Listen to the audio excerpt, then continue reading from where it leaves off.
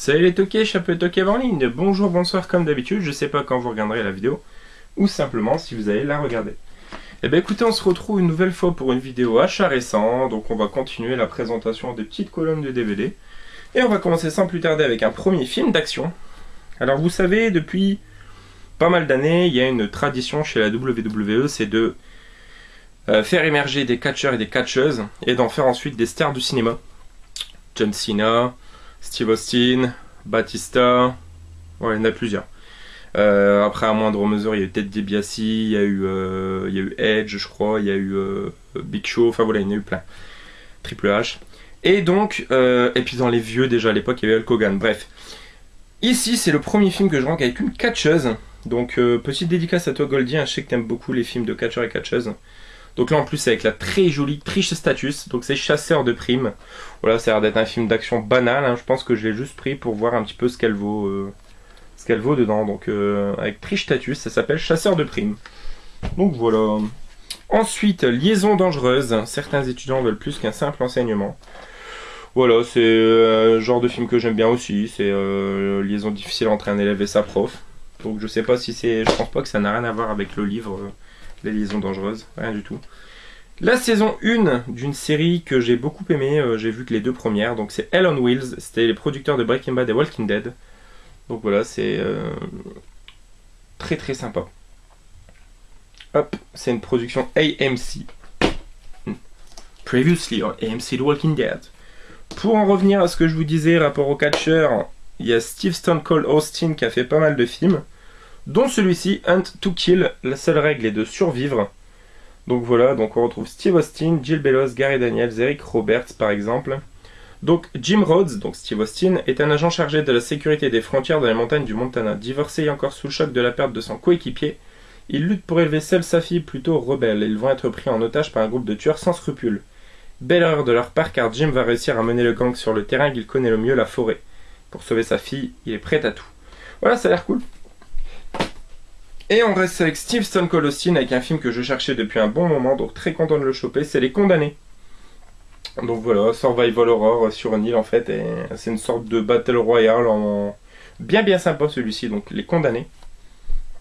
The Condemned. Ensuite, Cultus, organisme génétiquement monstrueux. Alors je pense que celui-ci, il est trouvable dans les bacs de cash sous les titres justement O.G.M, avec un monstre tout dégueulasse dessus. Mais là voilà, c'est pas la même jaquette, et la jaquette je la trouve en plus stylée, donc voilà, Cultus. Ensuite, Proteus, à partir d'une molécule de synthèse a engendré le pire. Après que leur bateau ait explosé, 6 trafiquants de drogue trouvent refuge sur une plateforme pétrolière.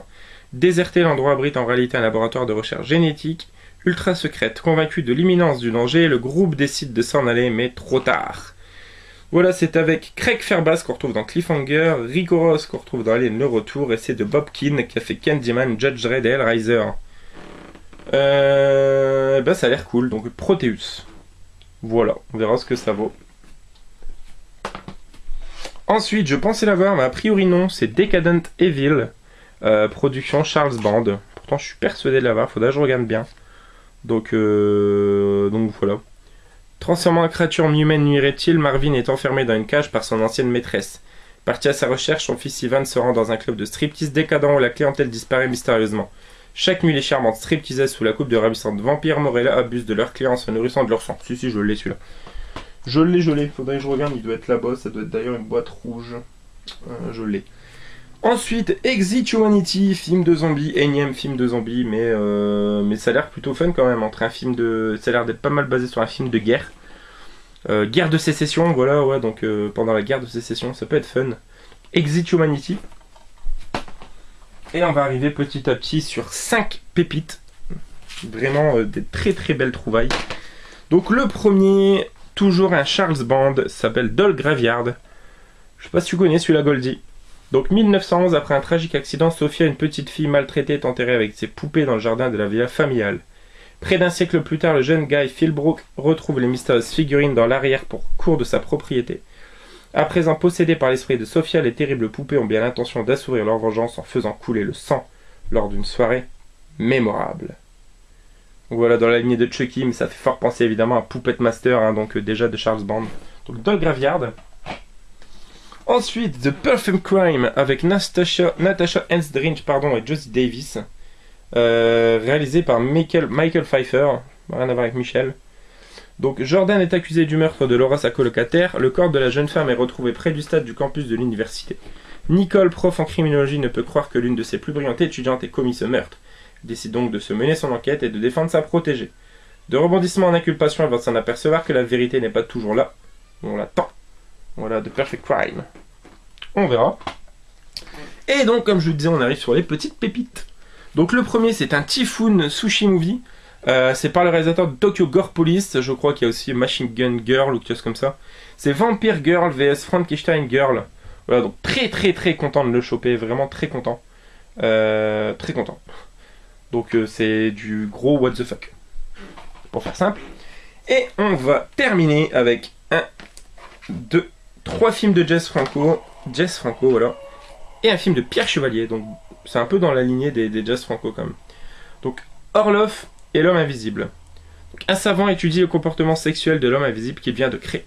L'homme invisible échappe au contrôle de 100 mètres et s'appart de sa fille. Un jeune docteur enquête sur les disparitions successives des habitants de la région. Au péril de sa vie, bravant les embûches d'un château fantastique, il réussit in extremis à sauver la jeune fille que l'homme invisible allait tuer. Le château brûle, mais l'homme invisible s'échappe et se dirige vers le village. Film de 1971, ça s'appelle Orloff et l'homme invisible. Voilà. Le premier. Ensuite, Névrose, la chute de la maison Usher. Donc voilà, film de Jess Franco. D'après le roman d'Edgar Allan Poe, dans un manoir perdu, le dernier descendant des Usher, assailli par son passé, dicte à Alan Harker tous les meurtres de ses épouses. Alan est gagné par les fantasmes de Usher et croit voir les fantômes des femmes tuées, tandis que Usher sombre dans la démence. Donc voilà. On monte crescendo. Hein. Et on arrive sur Justine de Sade, donc avec Jack Palance et Klaus Kinski. Désir, plaisir pervers et innocence corrompue, donc de Jess Franco. Justine de Sade. Donc à la mort de ses parents, Justine, jeune vierge effarouchée, doit quitter l'orphelinat où elle était élevée avec sa sœur Juliette. Elle plonge dans un monde de luxure et de dépravation, croise des lesbiennes, une tueuse en cavale et un moine sadique. Donc voilà.